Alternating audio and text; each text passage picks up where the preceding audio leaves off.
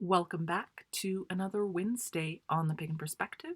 I'm your Wednesday host, Yucca, and there's a lot going on in the world right now. It's a pretty heavy time period, and that's what we're talking about on the channel this week. So we thought that you can't really. It's everybody's feeling it. It's all over the world, depending on where you are. Different things, but it's pretty heavy. So we're talking about oppression and racism, the protests, pride, all that stuff this week. So I'm going to start by saying I am not here to tell you what to believe or to say this is what I believe and you should therefore also believe it. I've already talked about this a little bit this week on the Wonder Science-Based Paganism podcast that I do with Mark. This Monday, our episode was actually on what's up in the world right now. So I will drop the link to that if you want a little bit of a longer back and forth conversation between us from a non-theist pagan perspective on what's going on. But coming back to right now, I think kind of what I want to do with this video is talk a little bit about what ways that we can take what's going on and use that within our own practices. So, first of all, I don't want to say that you should try to suppress or get rid of the intense feelings that are happening, because their emotions are high in society right now, for a lot of reasons.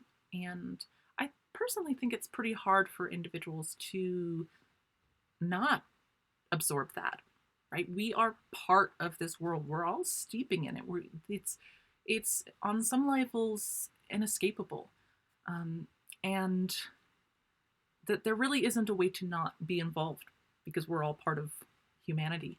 And even the choice of saying, I'm not going to get involved, is in itself a way of being involved, right? We are all part of this world.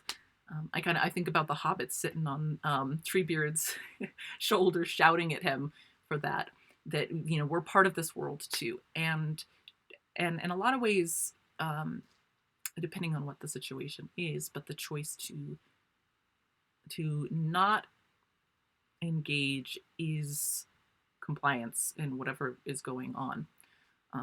But coming back to the strong emotions, whatever they are, I would encourage the using them as a catalyst. So y'all know me, I'm constantly talking about the opportunity to go within and do some self-reflection and see where one's values are. And I think in religions like, or at least umbrellas like paganism, that are often self-led and most traditions don't have an authority figure telling us what to believe or not to, when we are the people who have to make those calls for ourselves, that the process of self-reflection is really, really critical. And in times when there are struggles like this, I think it's even more important to go within and look at what matters most to us. And I think that when emotions are high, that's a great time to take those emotions and use them as the starting point to make whatever change it is that you want to see and believe is important. But there is also a balance, because when we are stretched too thin, when we are too stressed, when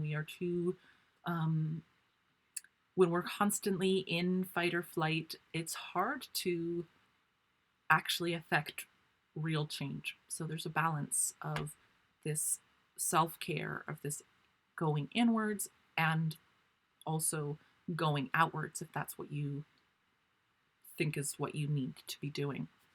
So this is a time period that I would invite people to focus in on, if you have meditative practices, and to focus in on the self-reflection and then find what you value and where you can be making those changes.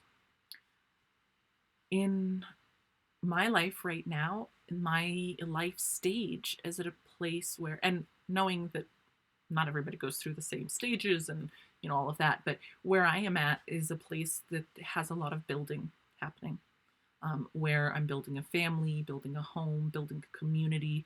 And I see that for me personally, that there's a lot of synergy there where I can be working to build alternative systems that to the ones that I don't agree with, the ones that I think are harmful, and that's a place that fits in very well with my the flow of my life already. I can work with that flow, work with my nature, and have more impact.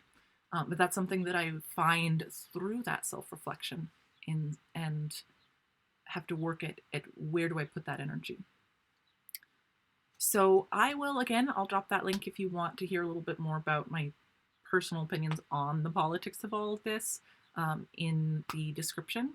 And I'd love to hear from all of you if there are practices that you have that help you to deal with the intense emotions surrounding what's going on in the world, and if there are practices that you have that help you to figure out what actions you do want to be taking that help to inform those actions. So, how does this all tie into your practice? And I hope that until next week, you stay safe and happy and take care.